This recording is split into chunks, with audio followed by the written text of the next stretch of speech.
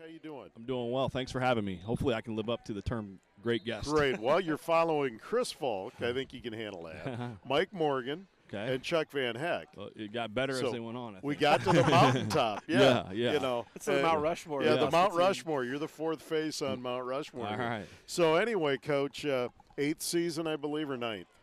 I think 2009. Yeah, 9th season, because it's my 8th season. Yep. Doing the games on the radio, and I forgot you had the first year ahead. You took the program over. You came off a 2-7 season, and this year, I know you've been here for 8 years. 2-7 last year. You had a spirited group that played their hearts out, and now it's a chance to build off that. The schedule's a little different. I know you've got good numbers out. What's your confidence level and excitability level going into this season? Yeah, I'm pretty confident we have a chance to have a very competitive team this year.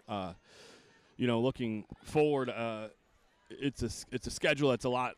I don't want to use the word easier, but it's a more doable schedule. I think last year's schedule, the first 5 games were just a bear for us, and so that was kind of a perfect storm where probably the most challenging schedule Muscatine's ever had. I would venture to guess, along with probably our least experienced, low-number group we've ever had since I've been head coach, at least. And so there's just kind of a perfect storm for us last year. And so we're really looking forward to this year. Got a really nice group of seniors, senior leaders with a bunch of young talent that we're excited about those guys. So the optimism is high. We feel like we have a chance to do some really good things this year. I want to mention a couple of guys that really stood out to me last year as juniors. One kid hadn't played football till last year, Dalton Sell. Thought he was outstanding, and I thought a couple of your young linebackers, I know Jonah Cook played really well as the year went on. Carson Orr got valuable experience at quarterback. Zilli got hurt, I know, but Cooper Zeck returns at receiver, and I know you're going to lean on some of those guys, and I probably missed a couple, Coach, but if you're going to talk about some of your senior leaders. Yeah, and all those guys have done a really nice job for us, and Shane Matthias, Shane Matthias. Shane even got a little bit of time as a sophomore, so he's got probably the most experience out of all the kids. And you mentioned Dalton Sell. He's a kid who very inexperienced as far as football, but I think he's going to be one of the better defensive linemen in the state. I really do. He's explosive. He's tough. Last year when we had him, he hadn't played football really, and he had been in the weight room for 2 months, and so now he's been in there for a year and a half. He's played a season of football. He's gotten a ton stronger. We clocked him at a 4.7 40. The kid is strong. So we're really excited about the things that what's Dalton weigh now? I'll tell you what, I don't want to tell too high because I know the wrestling coach doesn't want him as we would disagree on where we want him, but he's weighed in between 215 and 220, so he's got plenty of time to get back down for wrestling. Yeah, but that's plenty of size with that kind of quickness.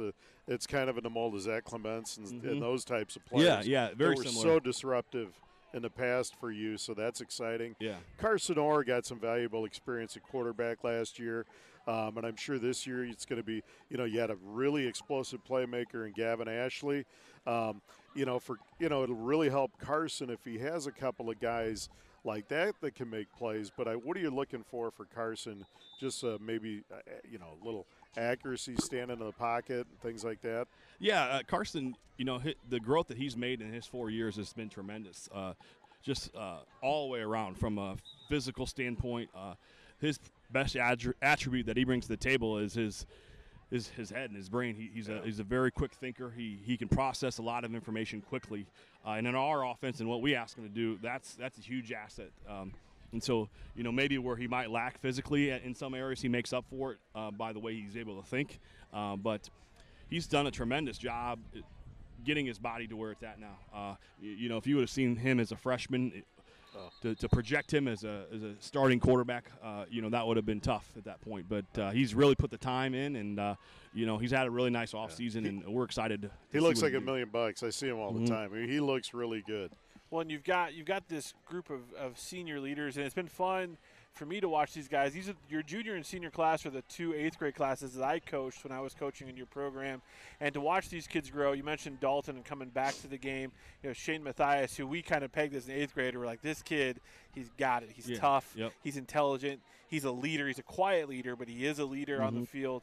Now you've got some of these more experienced leaders who got some experience as young underclassmen, and you have another group of talented underclassmen that we're going to see some of those sophomores who had tremendous success as freshmen up playing in your varsity program. Yeah, we will. And then that's been kind of fun to see because the senior leaders that you talk about, they've got a ton invested in the program, and the freshman, sophomore, junior year, they haven't had a whole lot of on-field success, and so for them to stay with it and do all the things that we ask them and be in the program year 4 and they're invested, as committed as they've ever been.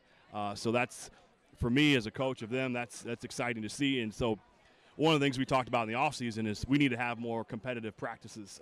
That's one thing we really lacked last year is when guys weren't getting the job done, they knew there was no one else coming. And so when I talked to the seniors in the offseason, they knew that there's sophomores coming, that they wanted the challenge of having more sophomores and that are going to bring competition. So they've embraced it. They've gotten along really well with the underclassmen. So it's been kind of fun to see the sophomores and juniors mix with the seniors, and the seniors who are with us, they just want to be successful. So they don't care what age somebody is. They just want the best person out there. And as a coach, we want to put the best person out there. And so I'm excited to see where we go with this. But yeah, there's going to be somewhere between three to 6 sophomores that start. I don't know how many quite yet. We're still trying to figure out the lineup, but somewhere in that range. And one we're probably going to see a lot of is Tim Nimbley, who played as a freshman last year in the varsity program. And if you look at this young man, you don't see a freshman, sophomore in high school. He is. You can tell a product of the weight room, and just has a lot of natural gifts that maybe people are going to be surprised when they see him play. Yeah, he does have a lot of natural gifts, but he's a really, really good kid who works extremely hard. He's already a leader as a sophomore. He walks, talks, and acts like he's a senior. And when he speaks, everybody listens, regardless of what age they are. And so that's good to see when you have a young guy like that who's talented, but it's matched with the work ethic, the attitude that you like to see. And to top it off, like I said, he's just a really, really good kid. Coach Jake Mueller entering his 9th season as the Muskie head coach, and he's still such a young guy. And he's out here with his 2 beautiful kids and wife tonight. He was pulling a wagon around the track earlier, if you could listening to us and watching us. But, Coach, 9th season, young guy like you, and, a lot of people remember Isaac Allison, you and I, of course, Drake Kulik in Iowa, and Jake Schultz played some, college ball. There's been a lot of those guys. Mm-hmm. But besides moving on to play college ball, is it, it's got to be very rewarding that a lot of the guys that you've had come back on Friday nights, at least maybe once a season, and say hi to you on the sideline or check in with you, and they still want to stay connected to the program. And that's not really a football thing. That's a Jake Mueller thing. And 9 years into this, that's got to be pretty rewarding for you. Yeah, that's probably in a lot of ways that's more rewarding than the wins on Friday night.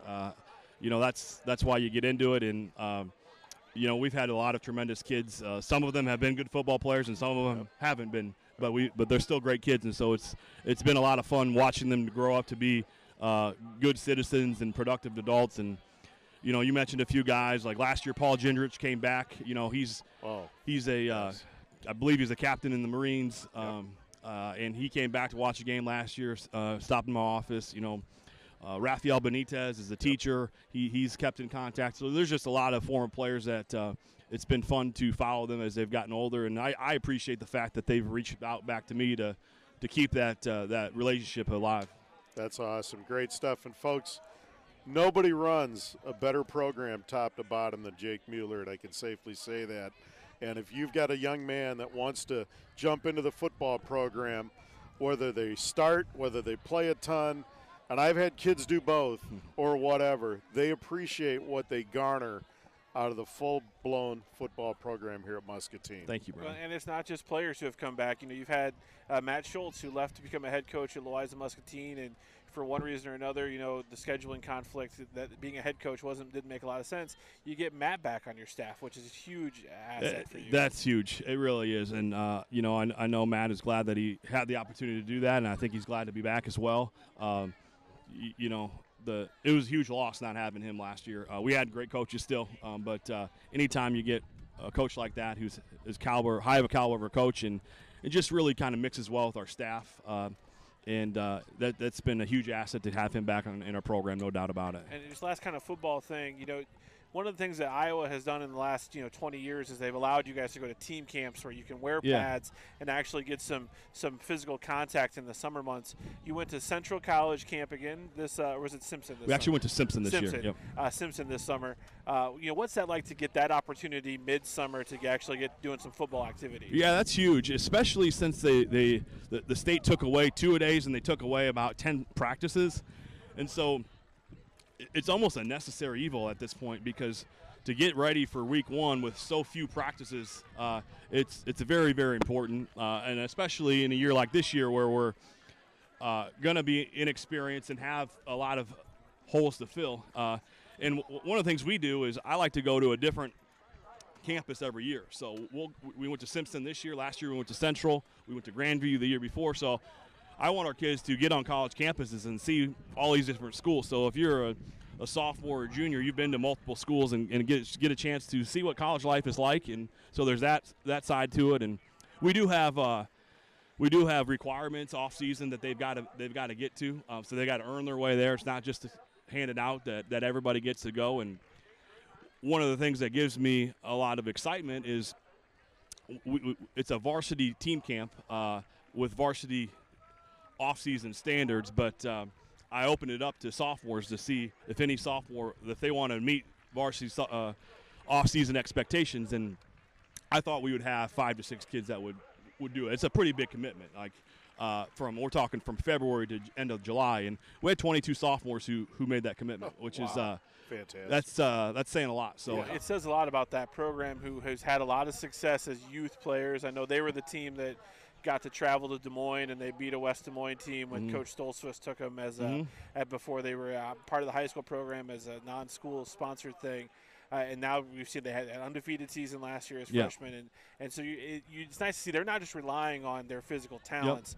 They're relying on their work ethic as well to get there. Yeah, and it was great for them because, up until their freshman year, a lot of them have gotten away with a lot of being more physically gifted than other people. So it was good for them to go to team camp and see what varsity football is like and know now you have the physical gifts, but now you've got to have the football knowledge, you've got to have the technique, the fundamentals that go with it. Because the higher up you get, you don't get away with just being good athletes. And so that was kind of an eye-opening experience for those guys. But they met the challenge. They saw it, and they understand now. So that was a really valuable experience for those guys. And you made an excellent point, and you being a guidance counselor at the high school, you're aware of all this. I grew up with parents where we were on college campuses. My parents went to college at the University of Iowa, so we would visit with them. You grew up in Cedar Falls, where you're all right there by the University of Northern Iowa. A lot of these kids, they may be first-generation college students if they choose to go. Yeah. And like you said, getting them on that campus, it becomes it's almost a little bit more attainable. They start to understand, okay, if I take care of business, I could spend 4 years in Indianola or in a Des Moines at a Grandview or at a major university. Absolutely, and it gives them a chance to compare. This is what this place looks like. That's what that place looks like. So those 22 sophomores who went with us this year, they're going to get on 3 different campuses if they stay with us for the next 2 years. So I think that's extremely valuable. Jake Mueller. It's a long trip, but there's a team camp out in Sioux City. You can always head out to Morningside. Morningside College. The Muskies open their season next Thursday night at Davenport Central, or actually at Brady Street Stadium against Davenport Central. Hopefully the field turf will be installed before the game, and we'll have all the action on KWPC 860 AM and 95.1 FM. Approximate kickoff 7:15, 7:30, somewhere in that range. And Coach, thank you so much for joining us, and good luck next week. Good luck the entire season, and I know you want to get back to your kids here and your football team. That's right. Thank you. I appreciate it. Thanks for having me, guys. Coach. You bet. Jake Mueller, folks, the head Muskie football coach, joining us here on KWPC 860 AM. And Joel, you want to mention some of our fine sponsors here? Yeah, our great sponsors bringing you the Fall Sports Kickoff and Muskie Sports all season long.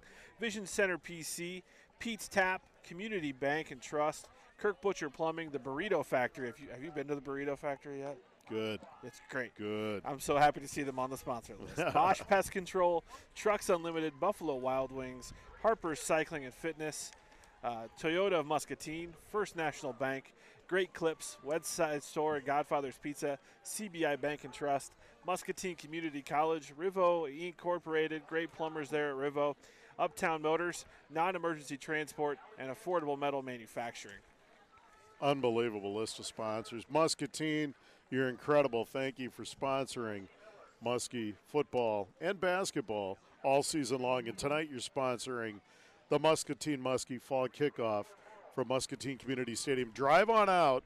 If you're hearing us right now, $5. You get a muskie chop, great pork chop sandwich, a bag of chips, cookie, and a drink for $5. You can't go anywhere and get that kind of meal. It all goes to the Booster Club. It's a terrific fundraiser here. We've had some great interviews. We're going to have more, but we're going to take a little bit of a timeout here, and Tim can get back to us. We're taking a timeout from the Muskie Fall Sports Kickoff on KWPC 860 AM and 95.1 FM.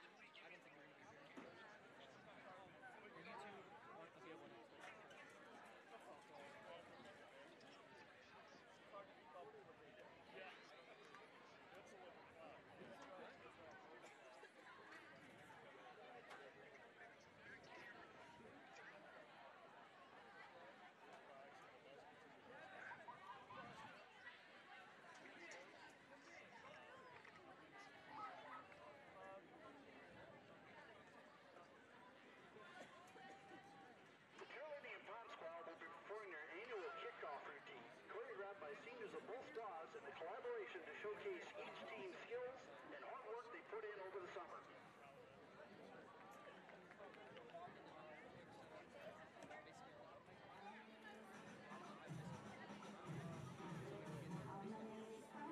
I've been going out there a while, and so I know the places to go for the different workouts, and I'll tell you what, by the third day, there's a lot of people hitting dinner and hitting the bed. Yeah. So there are people going to bed at 6:45.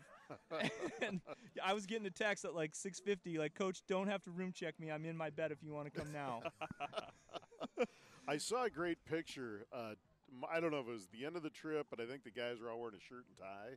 Oh. And would they have shorts on or something? It was a neat group picture. That was our poster pick. Is that what it was? And so we just got them in today. I saw it on Twitter. And so, so you'll see those in the community. Yeah. And so our theme this year is running for office since it's election year. Oh, cool. And we're basically running for top of the MAC. Right. That's our goal, and we discussed that. So that really was our theme. And so we took it in front of the courthouse. And the guys did business on top and then shorts and running shoes on the bottom.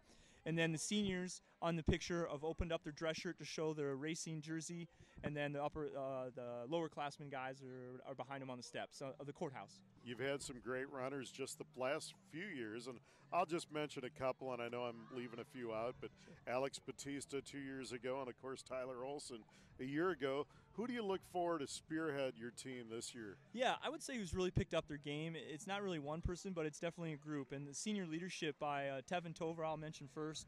And then I'd mention Brighton Kraft, Andy Garcia, and then Owen Hazelwood. Those guys have really picked it up. I really got to give a lot of credit to Tyler Olson.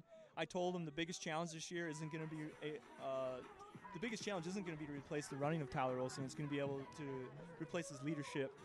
That guy really set the tone in workouts, and if people didn't, hit the times they're supposed to, or didn't really act the way they're supposed to in the workouts to do what they needed to do, Tyler got on them. Sometimes all that guy had to do was just give him a look, and he, really got the job done. And Tevin and Andy and Owen and Brighton really have done a great job. It's evident in the miles they've run. Since June, all those guys are over 300 miles right now. Wow. And so by the time we're done with August, they'll be well up in the 400s. So that, I think, is the stat that I look at that shows that they're on the right path. Now, you mentioned your goal this year of being towards the top or at the top of the conference, Yep. and I've coached high school sports, but you're in a sport that you're in a different. It's a different echelon. You're out there training with the guys. You're running with the guys. Sure. You know, is there an athlete this year that you know is pushing your pace too? That you're having to that's challenging you. That you're starting to see some of that potential be realized. Oh yeah, like I would say the seniors definitely, and I would definitely point out some young people this year, like Aiden Armstrong, Coach Tim Armstrong's son, Sam Gordon. You know, I would talk about those guys. I would talk about Logan Kirchner. You know, those guys have really stepped up as young people because really our varsity, what's going to make or break our team to finish where we want in the MAC is going to be how we run our 4th or 5th through 7th runner on our team. In the MAC conference last year, we were pretty disappointed to get 5th, but we were really excited. In that same day, we got 2nd in freshman sophomore, and we really overachieved there, and guys really ran well and peaked at the right time. So we really need to get our varsity back up towards the top, and we were only 16 points out of 2nd place or 3 points out of 4th place. So, you know, there's not many points. So we need to run better in our championship part of the season, and we're really focused now to make sure we do that, and we're really excited. How many kids do you have out this year? That's a great question. We have 23 kids out for cross country this year. We have 4 seniors, and we have a good balance. So at a lot of meets, we're really going to be able to field a good varsity team and a really good freshman sophomore team. So I'm pretty excited to go to these meets because what's really great about that senior leadership is all those guys that are seniors are going to be contributing varsity members, and they won't be on JV. So they'll be varsity. So that allows us to run the younger guys down and let them develop a little better. So, you know, I think that's really going to add a lot of excitement at meets. Outstanding. When is the first meet? The first meet's going to be the 25th at Cedar Rapids Prairie, Saturday meet. They just came out the preseason rankings in the big school division, which we run in, which we absolutely should. There is 6 ranked teams out of the 12 are ranked, and then of those 6, 4 are ranked in the top 8. So It's awesome. We love going to that meet. I wanted to go to it because I knew it was like that, and it's a great way to open up the season because it shows the guys we're not screwing around and we're playing for keeps. Is there a favorite away track to run, away course? Sure. There's some that guys really get excited to go run at? Well, the kids have their different favorites, but we try to go to ones where they host championship experiences. So ones where they have district meets, we try to go to. So the kids love going to the Ashland Cross Country course at the University of Iowa, which is across from Iowa City West in the commuter lots there. It's hidden in the valley. They love that course. They love the Prairie Meet course, and then really their favorite is if you've ever had a chance to go to Crow Creek, they have a great cross-country course up there, and we really like going to Crow Creek. They name the hills there. Oh, wow. Cool. So they're bad if they're naming them. They're naming them because just like the Hawkeyes paint their locker room pink, they want people focused on the locker room instead of the game. Sure. All right, and so I really like that challenge of, that's one of the reasons, we go out to Colorado. They've run way worse mountain hills than what we do at PV, but they name them the Exterminator, the Exasperator. And so, it's like a huge road sign at the bottom of these hills. So you look at them, and then they're trying to mentally defeat Psychological warfare. It's a really good idea. We've turned it into a plus for us because we do a lot of hill training and prepare and do really well. And plus, no one talks about going down the hills, which they're really added bonus to go down those hills. So. You need to make a road trip to Dubuque, and where I'm from. You're from Dubuque. I'm from Dubuque as well. Didn't they used to years ago run at Bunker Hill? They don't Hempstead anymore. did many moons ago. Yeah, they did. No, they did when I was in high school. They did when you were in high school too. Absolutely. Yeah. So. But, I mean, the hills of Dubuque, that'll get you going up the hill, down the hill, and all over. Home meets this year, do you have 1 or 2? No, we don't have any home meets. You don't have any? We don't have any home meets. Normally you get one, we get one. Yeah. So what's really happening, it's interesting in Iowa. So in Iowa, there's no, required attendance at any person's meet. And so teams are just going to where the population centers are growing. So teams are going to the Cedar Rapids, and they're going to the Des Moines, and they're going to the Iowa Cities, and they're going to the Cedar Falls where population centers are growing. And the teams really don't want to travel to where population centers are either remaining, the same or decreasing. And so Mike and I have to talk about some ideas or, quite frankly, put it plainly, some gimmicks to get some teams to come to Muscatine to run. So we have to find a way to overcome. Yeah, it actually could be a really unique opportunity to come up with something special. Well, one of my crazy ideas, and this may not work. One of my crazy ideas, I haven't even run this past Mike yet, but I'll talk about it on the radio because it's fun. One of my crazy ideas is to have a night race. Oh, yeah. If only you had a lighting company in town that could help with that. So, actually, I have an idea. So the really nice soccer complex down there off Hauser, they have lights, and that would work. We could make it work down there. And I think teams would want to come. See, there are college cross-country meets that do it at night. Yeah. And they do it around their campus that have lights and stuff, and it's actually a ton of fun. And they play music, and it's a huge festival and stuff like that. So I got to run past Mike, and I think that could be something that could really work here in Muscatine. Well, I just having worked there, I'm not going to speak for Musco, but make a phone call to them. I'm sure they could help find you a unique solution for that, Sure. So. Well, that would be fantastic. Joel, anything else for Coach I Fox? have a lot of admiration for the track athletes because it's a sport that it's not for everybody. It's a challenge. My mom was a runner. I grew up watching my mom run, and grew out of the running sports pretty quickly as a youngster. But it was watching you guys train, and you see them out in the early mornings, out on the road race running. You and Coach Armstrong, and and in the spring it's the other coaches who are out there running as well. Yeah. And, you mentioned some people who, we have one of the younger craft boy on your team who's got an older sister who is incredibly accomplished. It's interesting to see how there's family lineage that starts to go through these programs too, and you guys are all so close because you all train together too. That's why it's really neat about the cross country program. Well, I'll say this: like we were at the Drake Relays, and obviously we were there for Tyler and the high school team members that qualified the 4x1 and stuff like that. But one of my favorite parts of the Drake Relays, this past Drake Relays, was Larkin Chapman won the 4x8 with the Iowa State team, relay team that she was on. And when she won, she took a victory lap, and she paused near the Muscatine part of the stadium where we were sitting, and I took pictures, I put it on Twitter, and she gave us high fives and stuff. And it was really special because we are a big family, and we support each other. Speaking of that, Tyler Olson just started his first collegiate practices this week. He moved in up at Iowa. He got a locker. I put the pic up on Twitter on the Muscatine XC account, and it has his name, and right below his name it has the town he's from. It has Muscatine on there, so that was really special seeing the Hawkeye name next to the Muscatine name, and feels like things have really come full circle for him. And I'm glad you mentioned that because my son Jake is going to Iowa this year. He was with Tyler yesterday and saw all those digs, so he thought that was really cool that Tyler's a good buddy of his, and Tyler Olson is just a fantastic young kid, on top of everything else. But I didn't mean to steal your thunder, but it is. It's really cool. Yeah, he started workouts this week, and track and field obviously doesn't really get going until like the end of September and stuff. So a lot of the team isn't back yet. So when he showed up for workouts, they only had a few guys there. And unfortunately for Tyler, it was all the kids that are super fast and like have been there a few years in the program.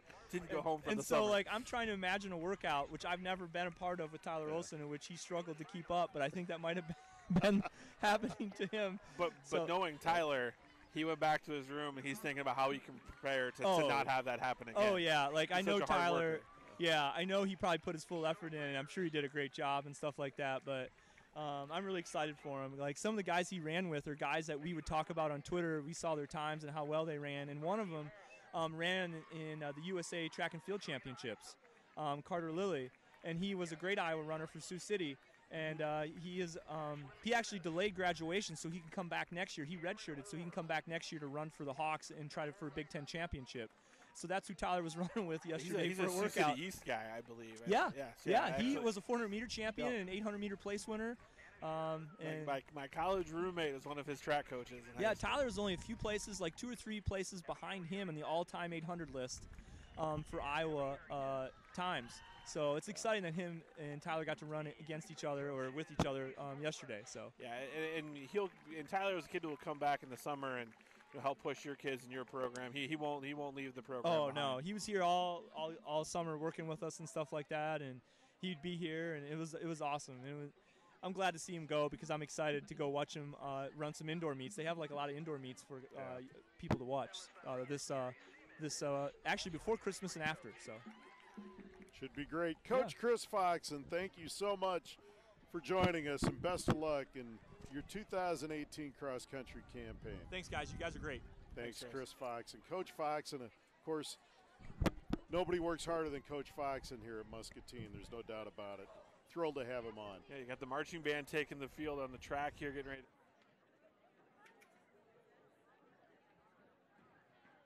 To get ready for their parade, and it's a big season for them as well. We're going to be wrapping up here because we're almost done here this evening. Time flies when you have great people to talk to. Yeah, and we're 1 week away from our actual first broadcast of the season at Brady Street Stadium. We hope next week they have field turf. If not, we're not making an announcement, but the game could be here if they don't have the turf down.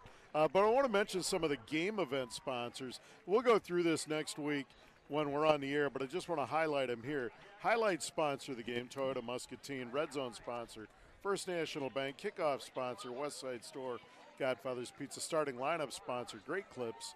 Players of the game, CBI Bank and Trust. Scores around the league sponsors, MCC. Point After Try, Rivo Plumbing. Broadcast booth sponsors, Uptown Motors. Third down conversion, non-emergency transport. Questionable call sponsor, Vision Center PC. First and 10 sponsor, Pete's Tap. Time and Temp sponsor, Kirk Butcher Plumbing. And defensive player of the game sponsor, Buffalo Wild Wing. And Coach Tim Armstrong is guys, here. I do have to run. I've got to get to a city council meeting, so I will. Joel's Tim, I'm gotta sorry run. to bail out on you. We got a couple of minutes before we wrap up, and we have Coach Armstrong, girls cross country coach. And Coach, how you doing? Good. Sophomores will open up their season the 21st of August. Right here at the Muskie Gym, they'll be taking on the Burlington Greyhounds. The freshmen open up on August 27th against Davenport West and Davenport North. A triangular to be played at Davenport North. What camera? What do you want us to do? We can't really do anything until I get set up. Yeah, that's what I was.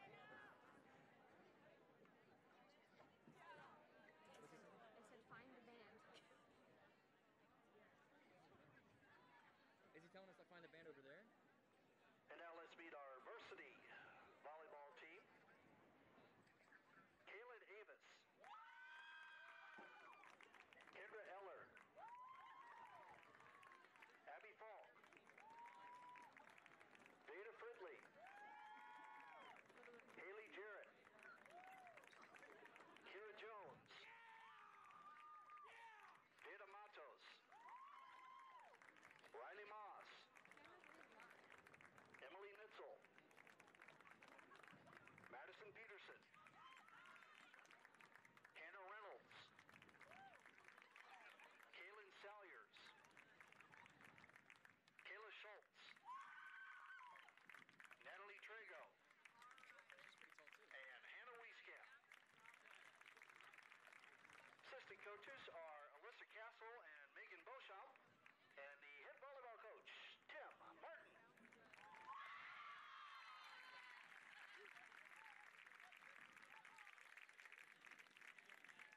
And the varsity opens up on August 21st against Burlington. That'll be next Tuesday. That'll be right here at Muscatine Gym. What camera's live?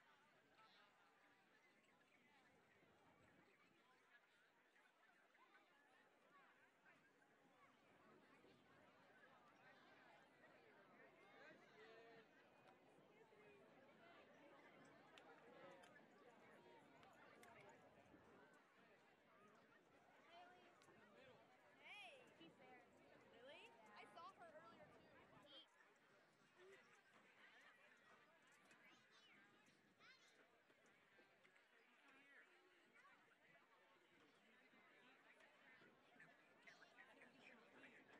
They want us to catch them on the field.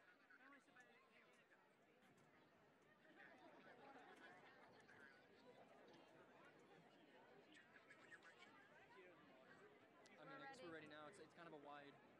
Yeah. Yeah. Tell them there's going to be people walking in front of us in a sec.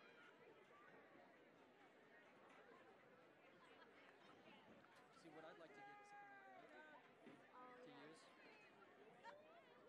Which I think we're going to try to get like a little bit for us to put this Bring out. the angle up a little bit.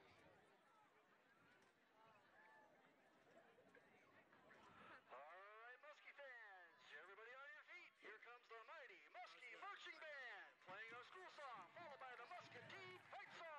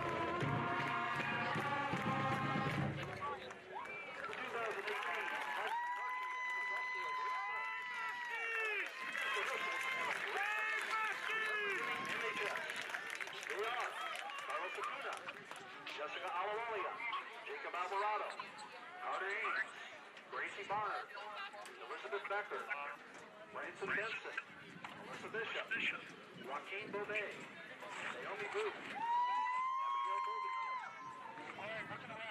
Brooke Bauer, Grace Bowman Carpenter, Lauren Bowman Carpenter, Cody Bragg, Shane Brocker, Caitlin Flitzel, Michael Flitzel, Eric Chen, Faith Clark, Katie Close, Emily Compton, Laura Comstock, Caleb Costas, Jacqueline Cruz, Caroline Daub, Justin Fossey, Kendra Degner, Michaela Delano, Captain Dennis, Jason Dilly, Catherine Eads, Brissa Echevarria, William Eichelberger, Kevin Gerber, Kimberly Frisbee, Rolando Garcia, Whitney Gertz, Carl Gibson, Megan Gibson, Tyler Gordon, Abigail Haller, Hunter Haller, Isabel Hartman, Madeline Jeter, Andrew Hine, Ella Hilbrand, Adeline Hilbert, Samantha Hopkins, Randy Howard, Jonathan Hughes,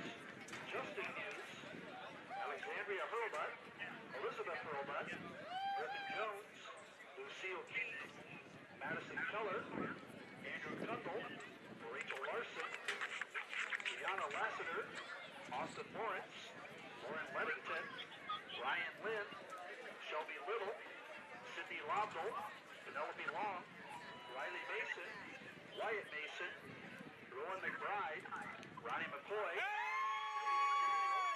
Simon McGee, Seth Metcalf, Noah Miller, Kaylee Mitchell, Ethan Newmy, Julia Moravec, Rachel Mulligan, Goyo Mangara, Autumn Murphy, Raquel Navarrete, Glacia O'Neill, Landon Oderly, Odie Orr, Isabella Patino, Ashley Penland, Brian Prusman, Madeline Rice, Elizabeth Richardson, Alanese Rivera, Lizeth Rodriguez, Natasha Rojas, Arabella Ross, Drake Rudolph, Landon Rudolph, J.C. Sedham, Ethan Shearer, Elise Shields, Tristan Shute-Lowry, Ryan Sinister, Lauren Simmering, Philip Smith, Taylor Stockdale, Noah Strauss, Janelle Tapia, Kaylee Taylor, Dillinger Thomas, Emma Thornton, Trey Tovar, Brock True, Cole True, Amy Henson, Brianna Delario, Rachel Wagner, Bailey Williams, Destiny Williams, Brianna Witkowski, Isaac Pollard, and Xavier Zobal.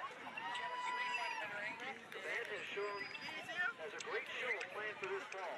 The show will be titled Mad Love. It is a tale of Romeo and Juliet written specifically for the Mighty Muskie Marching Band. The show will mix both pop music themes and the classical Tchaikovsky Romeo and Juliet. Tonight they will give you a small demonstration of what their show will sound like. Drum making, is the band ready to present their preview?